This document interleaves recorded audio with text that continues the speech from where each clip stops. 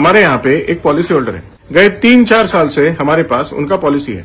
उनका प्रीमियम जो है वो 1 दिसंबर को आता है और वो नियमित अपना प्रीमियम भरते हैं। पिछले वर्ष प्रीमियम भरने में उनसे डिले हो गया। 1 तारीख का ड्यू है, 30 दिन का ग्रेस पीरियड है, तो जैसे ही 30 दिन का ग्रेस पीरियड खत्म हो गया, उसके अगले दिन सुबह 10 बजे उन्होंने अपना प्रीमियम भर दिया।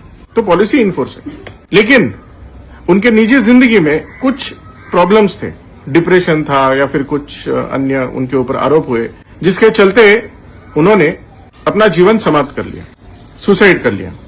ये बेहद दुखद घटना है, परिवार के लिए भी और हमारे लिए भी। अब मैं आपसे सवाल पूछता हूं, क्या उनके परिवार को उनके पॉलिसी का पूरा क्लेम मिलेगा?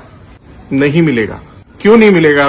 क्योंकि ग्रेस पीरियड खत्म होने तक अगर आप प्रीमियम नहीं भरते हो तो पॉलिसी लैप्स हो जाता है। ग्रेस पीरियड खत्म होने के बाद अगर आप प्रीमियम भरते हो तो पॉलिसी रिवाइव होती है, और रिवाइव हुई पॉलिसी में न्यू पॉलिसीज के कंडीशन आ जाते हैं, जिसमें अगर सुसाइड पहले वर्ष होता है तो सिर्फ 80% ऑफ द प्रीमियम पीछे दिया जाता है, दूसरे वर्ष होता है तो पूरा का पूरा क्लेम मिलता है।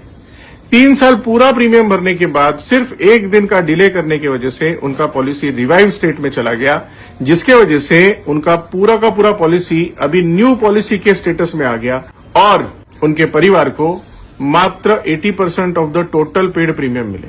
और ये पूरे इंश्योरेंस इंडस्ट्री का एक क्लॉज है, क्योंकि आप LIC करते हो तो ये कोई FD या RD या SIP की तरह इन्वेस्टमेंट नहीं है, ये एक लीगल कॉन्ट्रैक्ट है और हम कॉन्ट्रैक्ट बाय लॉज के अंदर मजबूर हैं, चाहते हैं देना लेकिन दे नहीं पाते। इसीलिए आपके साथ एक अच्छा LIC एजेंट होना बहुत बहुत जरूरी है और आपको अच्छी सेवाएं दे। इसलिए कहता हूं LIC करो, जिम्मेदार बनो।